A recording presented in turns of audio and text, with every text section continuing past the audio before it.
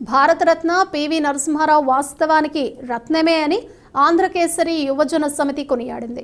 భారత ప్రధానిగా కొనసాగిన పివి నరసింహారావు తన అపురూప చాకచక్యంతో భారతదేశాన్ని ఆర్థికంగా ఎంతో పైకి తీసుకొచ్చారని, సరళీకృత ఆర్థిక విధానాలతో భారతదేశాన్ని ఎక్కడికో తీసుకువెళ్లారని తెలిపింది.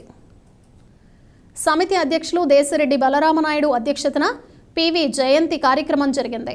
గోదావరి గట్టున పివి నరసింహారావు పార్కులో ఉన్న ఆయన విగ్రహానికి పూలమాలలు వేసి ఘనంగా నివాళులర్పించారు. పివి ఆనాటి విధానాల వల్లే ఈనాడు ఎంతో మంది సాఫ్ట్వేర్ ఉద్యోగంలో ముందుకు వెళ్లగలుగుతున్నారని చెప్పారు. సమితి కార్యదర్శి బాదిరాజు శ్రీనివాస్ మాట్లాడుతూ పివికి పలు భాషలతో సంబంధం ఉందని తెలియజేశారు. రాజమండ్రికి చెందిన ఆంధ్రకేసరి యువజన సమితికి ఆయన జీవితకాల సభ్యుడని తెలియజేశారు. ఆంధ్రకేసరి జూనియర్ కాలేజీని నెలకొల్పటంలో ఆయన హస్తం ఉండటం గర్వకారణమన్నారు. ఈ రకంగా పివికి రాజమండ్రితో ఉన్న అనుబంధం ఉండటం విశేషమన్నారు.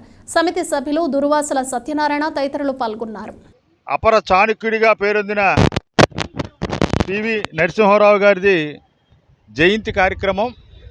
వారు ఈ దేశాన్ని చాలా క్లిష్ట పరిస్థితుల నుంచి బయటపెట్టిన సందర్భం అందరికీ మనకు తెలుసు.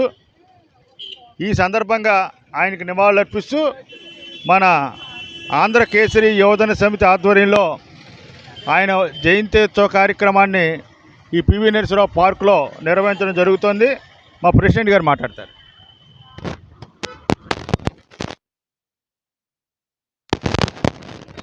స్వర్గీయ పివి నరసింహారావు గారు 103వ జయంతి సందర్భంగా ఈరోజు ఆంధ్రకేసరి యువజన సమితి ఆధ్వర్యంలో మరి జయంతి జరుపుకోవడం మన యొక్క అందరి అదృష్టంగా భావించాలి.